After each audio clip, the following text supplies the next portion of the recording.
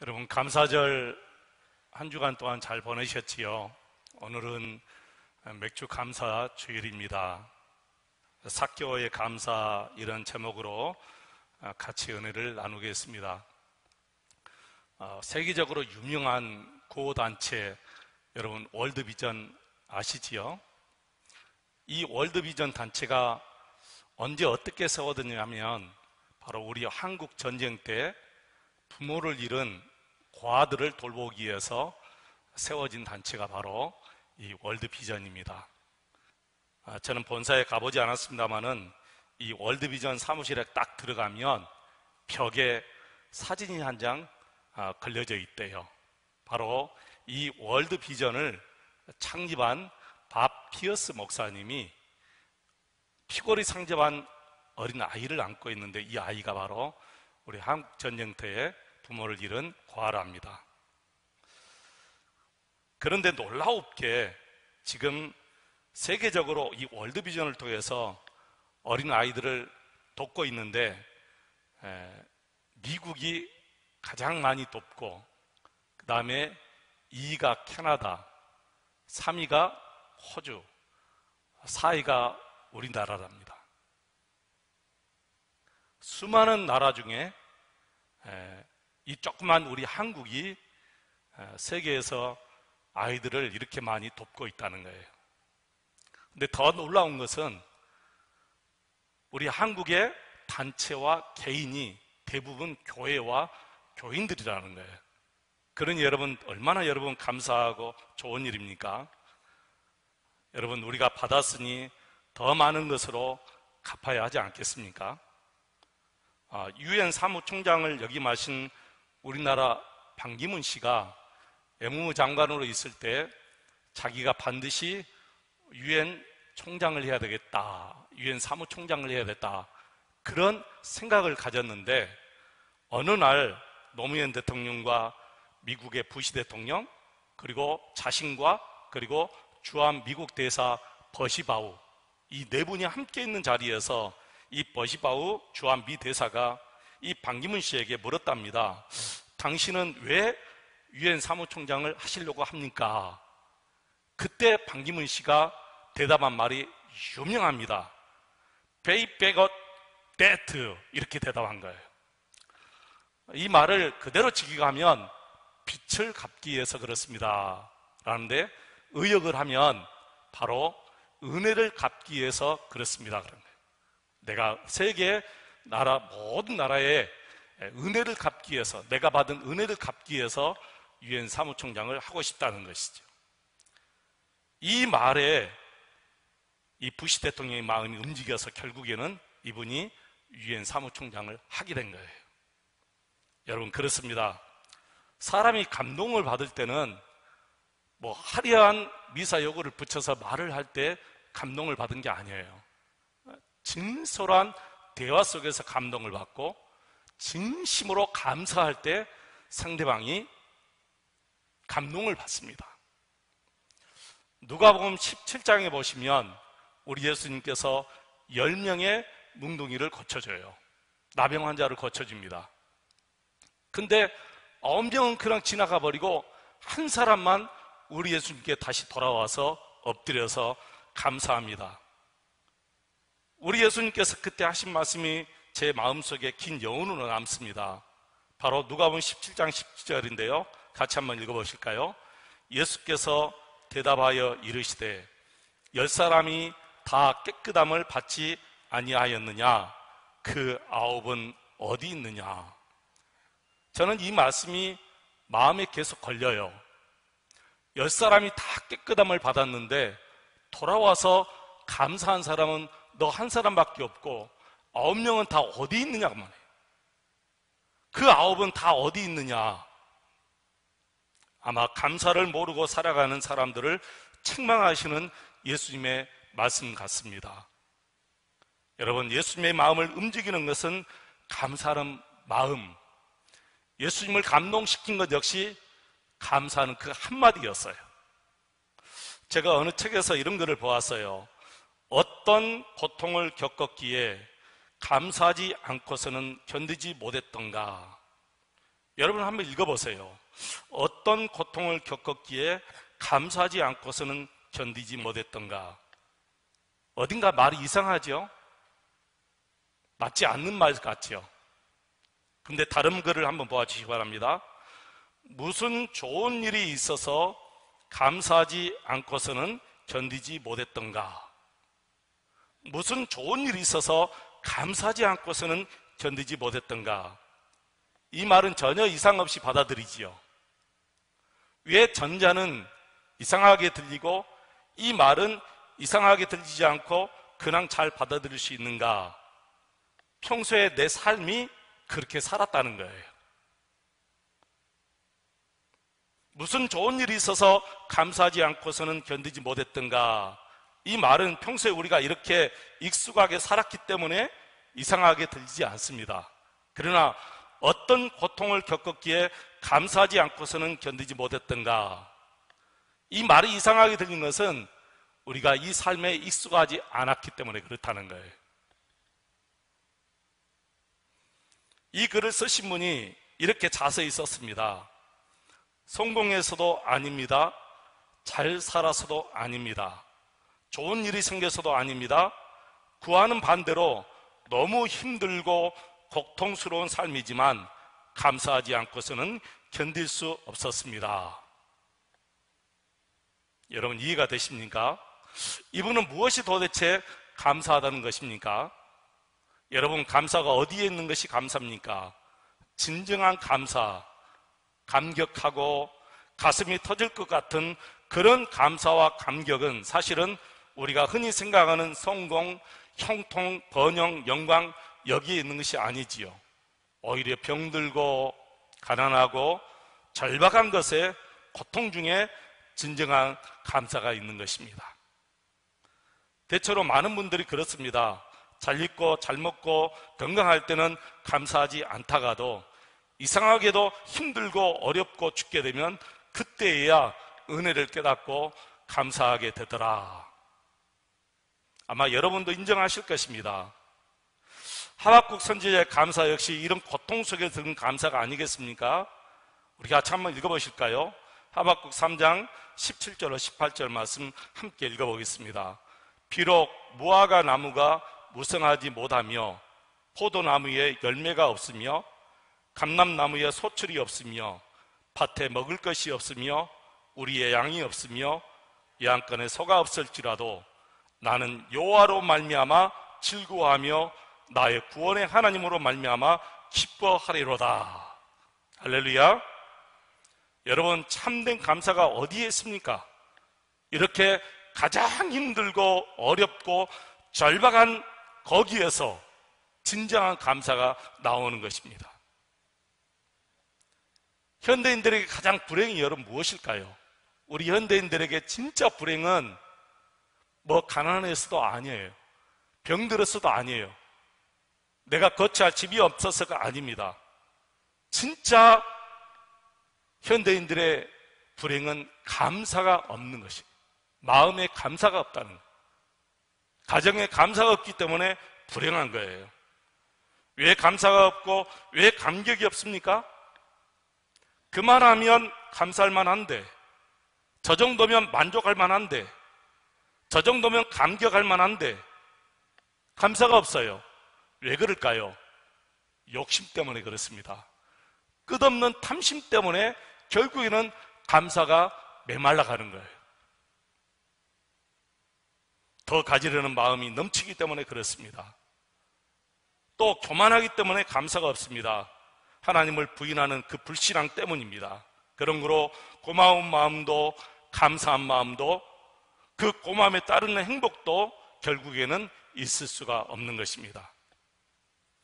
오늘 본문 성경에 나타난 이 사람 삭개오는 특별한 감사를 우리 예수님께 드렸다고 생각이 됩니다. 삭개오, 여러분 다 아십니다. 이분을 모르는 사람이 어디 있겠습니까? 우리가 다시 한번 이분을 생각해 보겠습니다. 우리가 그 당시로 돌아가서 생각해 보겠습니다. 그는 직업이 세리장이요 부자였다. 오늘 이렇게 1절에 소개합니다. 그는 세리장이요 부자였다. 그런 그가 예수님을 만나려고 했습니다.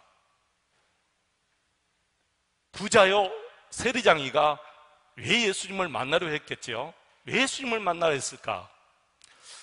제가 솔직히 이 본문 말씀을 준비하면서 학생 때, 제가 신학생 때 이 말씀을 이렇게 깊이 못 보았어요. 이분은 부자였고 가진 것이 많았고 근데 늘 허무했기 때문에 예수님을 좀 만나려고 했지 않았을까 그렇게 생각했어요. 근데 그게 아니에요. 왜 이분이 예수님을 만나려고 했을까? 더 큰 부자가 되려고 해서도 아니죠. 더 큰 세력을 갖기 위해서도 아닙니다. 더 잘 살기 위해서 예수님을 만나러 갔다는 것도 아니고, 누구나 다 병을 고치려고 왔지만 이분은 병을 고치기 위해서 예수님을 만나려고 한 것도 아니었어요. 그럼 삭개오는 예수님을 만나고 싶었습니까? 딱 한 가지 이유입니다. 그 이유가 무슨 이유입니까? 예수님은 세리와 죄인의 친구가 되어줬다는 소문이에요. 예수란 사람이 자기와 같은 세리와 죄인의 친구가 되어주었다라는 그 소문이 계속해서 퍼졌어요. 그 소문을 듣고 이 세리장 삭개오도 예수님을 진짜 보고 싶었던 거예요. 예수님을 만나보고 싶었던 거예요. 여러분, 그 당시 모든 사람들은 세리를 가장 미워하고 경멸했어요. 유대인들의 세금을 거두어서 로마에 바치는 사람이기 때문에 유대인들이 세리를 가장 미워하고 경멸했습니다. 한 사람도 세리와는 만나려고 하지를 않아요. 그런데 예수님만이 세리의 친구가 되어줬다는 거예요. 우리가 잘 아는 마태복음을 기록한 마태는 직업이 세리였어요. 우리가 늘 읽은 이 마태복음을 기록한 이 마태가 직업이 세리였는데, 어느 날 우리 예수님이 세간에 앉아있는 마태를 보고 제자로 삼아주신 거예요. 여러분 한번 보실까요? 마태복음 9장 9절로 11절 말씀 우리 함께 또 읽어보겠습니다. 예수께서 그것을 떠나 지나가시다가 마태라는 사람이 세관에 앉아있는 것을 보시고 이르시되 나를 따르라 하시니 일어나 따르니라. 예수께서 마태의 집에서 앉아 음식을 잡수실 때 많은 세리와 죄인들이 와서 예수와 그의 제자들과 함께 앉았더니 바리새인들이 보고 그의 제자들에게 이르되 어찌하여 너희 선생은 세리와 죄인들과 함께 잡수시느냐. 누가복음 7장 34절에 보시면 사람들이 예수님을 이렇게 불러요. 같이 한번 읽어보겠습니다. 인자는 와서 먹고 마시매 너희 말이 보라 먹기를 탐하고 포도주를 즐기는 사람이요 세리와 죄인의 친구로다 하니. 사람들이 우리 예수님을 저 예수는 세리와 죄인의 친구다 비꼬아서 하는 말이지만 예수님은 정말 진심으로 그들의 친구가 되어주신 거예요. 삭개오가 이 소문을 들었어요. 들을 수밖에 없죠. 자기도 세리인데 세리의 친구가 되어주는 사람이 있다? 너무나 놀라운 말씀인 거예요. 예민하게 들린 거예요, 여러분. 그 예수가 그냥 보통 분이 아니에요.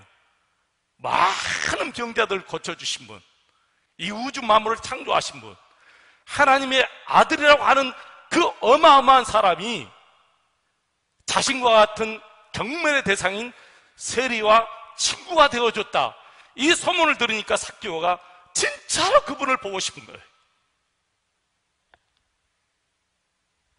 아마 이 예수라는 사람이 별 볼일 없는 사람 같으면 삭개오는 그냥 그렇게 생각했을 거예요. 그렇겠구나. 우리 같은 사람에게도 친구가 있겠구나. 이렇게 생각할 수가 있어요. 그런데 예수님은 그런 분이 아니잖아요. 하나님의 아들이에요. 죄인들의 죄를 다 치료하여 주시고 모든 환자의 병을 다 고쳐주신 분, 그런 예수님이 세리의 친구가 되어주었다. 이 소문이 났으니까 삭개오가 이 소문에 따라서 그분을 한번 내가 보고 싶다는 거죠.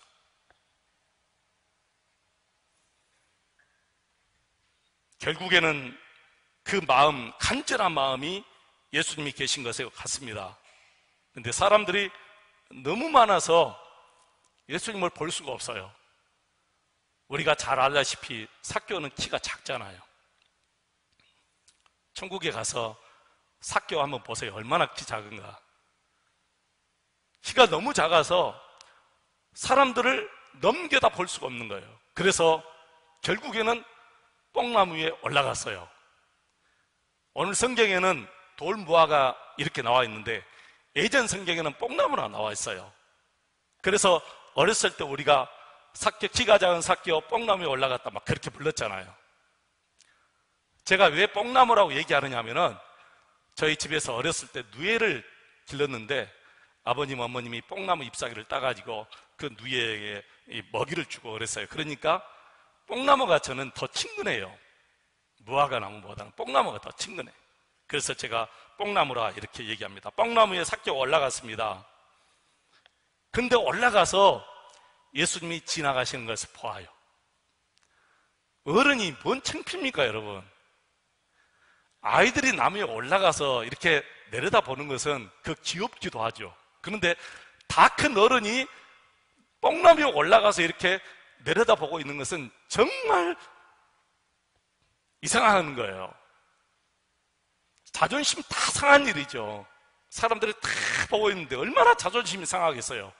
근데 삭개오는 자존심이 강한 사람이지만 예수님 보고 싶어하는 그것 때문에 자존심을 다 잃어버린 거예요. 다 버린 거예요, 여러분. 그리고 진짜 아이처럼 내려다보고 있는데 예수님이 그냥 비켜갔어요? 안 비켜갔어요? 안 비켜갔어요. 그냥 안 비켜가고 삭개오야 내려오르라. 내가 오늘 내 집에 유어야겠다.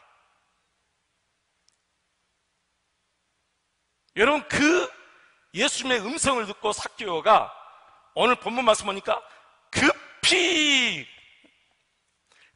내려왔다. 급히. 그리고 즐거워했다 나옵니다. 급히 내려와서 즐거워했다는 것은 삭개오가 흥분이 되었다는 거예요. 흥분이 될 수밖에 없죠. 자기를 피해갈 줄 알았더니 피해가지도 않았고 자기의 이름까지 불러주었다는 것은 엄청난 기쁨이고 즐거움이에요. 흥분이 된 거예요, 진짜. 이름을 불러준 것이 얼마나 여러분 흥분이 되겠습니까? 사람들이 다 자신과 같은 세리를 경멸하고 미워하고 심지어는 거지들도 세리가 주는 돈을 안 받아요. 받았다가 그 돈 세리 돈이야 그러면 던져버려요. 거지들도 던져버려요. 그 정도로 경멸의 대상인 세리를 누가 만나주지도 않고 보아주지도 않고 이름도 불러주지 않는데 예수라는 분이, 내가 소문듣던 그 예수라는 분이 자기의 이름까지 불러주고 자기를 그냥 지나치지 않았다는 거예요. 그러면서 자기 집에서 또 묵고 가겠다는 거예요. 그러니 삭개오가 얼마나 기쁘고 흥분이 되겠습니까? 그래서 예수님과 함께 자기 집으로 급히 갔습니다. 여러분, 우리 마음을 생각하지 말고 삭개오의 마음을, 그 당시 삭개오의 마음을 한번 생각해 보시기 바랍니다. 놀라운 은혜요, 축복이죠.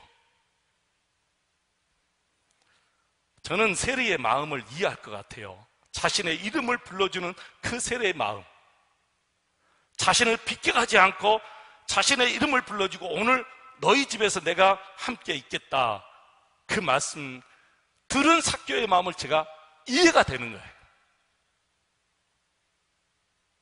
어렸을 때 저를 한번 안아주었던 선생님이 있는데 저는 아직도 그 마음을 잊혀지지 않아요. 그 감격이 잊혀지지 않아요.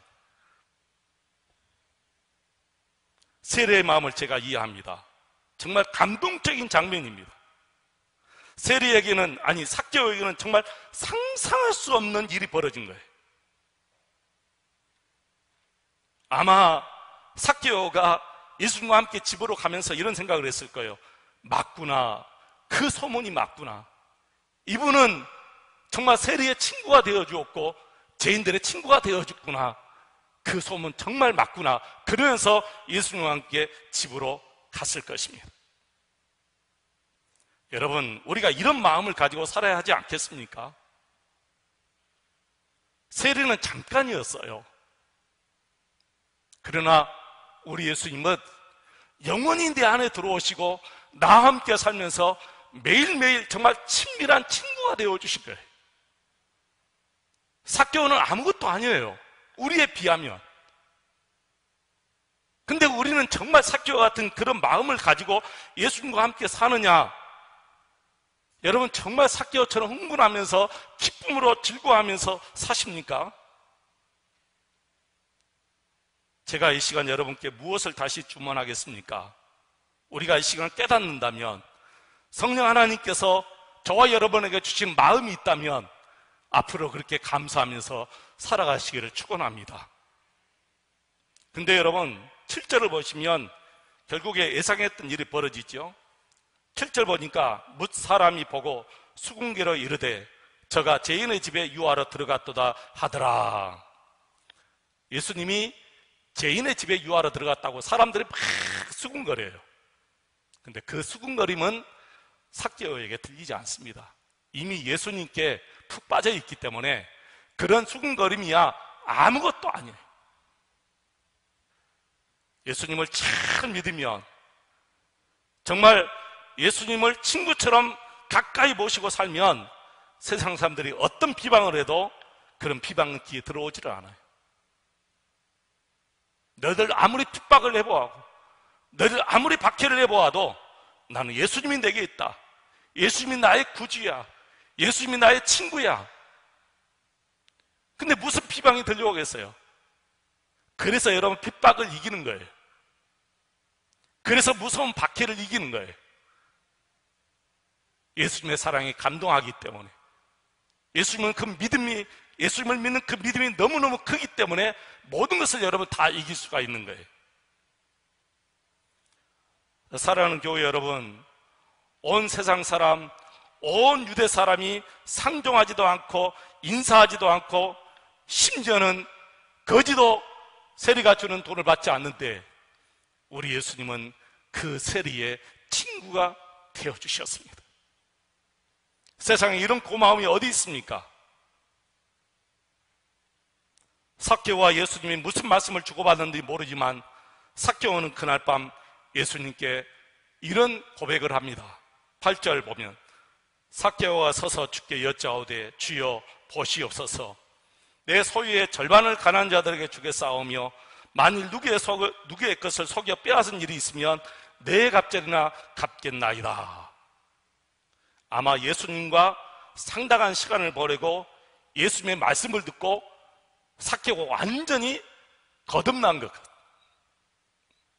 여러분, 누구든지 예수님과 함께 있으며 예수님의 말씀을 들으면 이렇게 거듭나지요. 직접 예수님께 말씀을 듣는데 거듭나지 않는 사람이 여러분 어디 있겠습니까? 거듭나고 삭개오가 예수님께 처음으로 고백한 말씀, 예수님, 내 소유의 절반을 가난한 사람들에게 나누어 주겠습니다. 그리고 혹시 내가 가난한 사람, 힘이 없는 사람들 어떤 재산을 속여서 빼앗았다면 율법에 써 있는 대로 네 갑절이나 받겠습니다.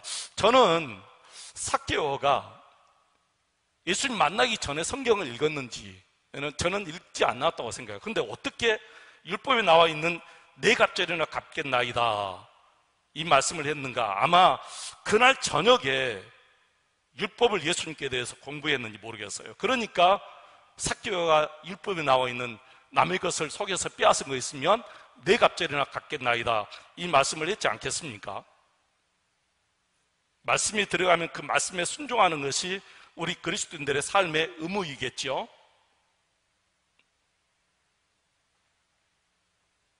삭개오는 다 거듭났어요. 완전히 다 거듭나지 않는 것이 없이 다 거듭났습니다. 심지어는 주머니까지 거듭났어요. 그의 지갑까지 거듭났습니다. 예전에 어떤 목사님이 그래요. 설교하시면서 사람이 다 거듭나도 지갑이 거듭나지 않으면 거듭나지 않았다고 그래요. 다 거듭나도 주머니가 거듭나야만이 진짜 거듭났다, 이렇게 부른답니다. 여러분 맞습니까? 맞는 것 같기도 하고.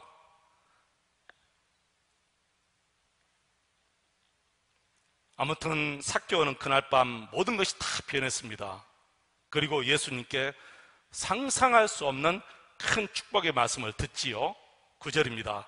예수께서 이르시되 오늘 구원이 이 집에 이르렀으니 이 사람도 아브라함의 자손이미로다. 아브라함의 자손이라는 것은 택함받은 하나님의 자녀다, 그런 뜻이지요. 정말 상상할 수 없는 엄청난 복을 삭개오가 받았습니다. 여러분 결국에는 감사입니다. 감사가 모든 것을 다 바꿔버립니다. 삭개오의 감사는 도대체 어떤 감사입니까? 자신 같은 세리, 미천한 사람, 모든 사람이 다 경멸하는 나 같은 사람을 예수님이 받아주셨다는 거예요. 나 같은 사람을 받아주셨다는 거예요. 저는 이 말씀 앞에 거꾸러졌습니다.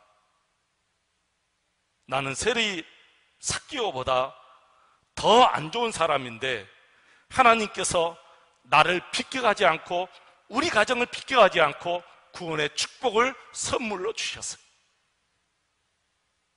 그 예수님이 우리 가정을 비껴가도 상관없어요. 그 예수님이 우리 집안을 비껴가도 상관없고 우리 형제들을 다 비껴가도 상관없습니다. 근데 그 예수님은 삭개오를 비껴가지 않았듯이 우리 가정을 비껴가지 않고 이 구원의 축복을 주시고 우리를 친구 삼아 주셨으니, 그러니 여러분 감사하지 않을 수 있겠습니까? 우리의 감사도 삭개오의 감사입니다. 나의 감사도 삭개오의 감사하고 여러분의 감사도 삭개오의 감사인 줄로 믿습니다.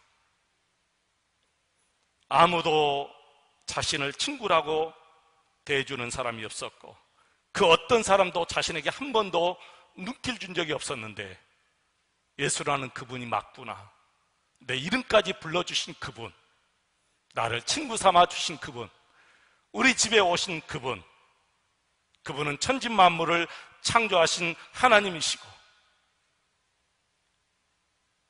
그분은 비천한 나 같은 사람 친구로 삼아주신 나의 구주 하나님이십니다. 얼마든지 비껴가도 상관없는데 나를 비껴가지 않으시고 나를 영접하여 주신 그분. 사랑하는 성도 여러분, 우리가 이런 복을 그대로 이미 받았지 않습니까? 삭개오가 받은 그 복보다 더 큰 복을 우리는 받았다고 생각합니다. 여러분, 성공이 무엇이겠습니까? 감사하는 것이 성공이 아니겠습니까? 예수 안에서 기뻐하는 것이 행복이 아니겠습니까? 오늘 성령 하나님께서 이 말씀을 통해서 여러분의 마음속에 감사와 감동을 주시는 대로 늘 하나님 앞에 감사하며 행복한 삶을 살아가시기를 축원합니다.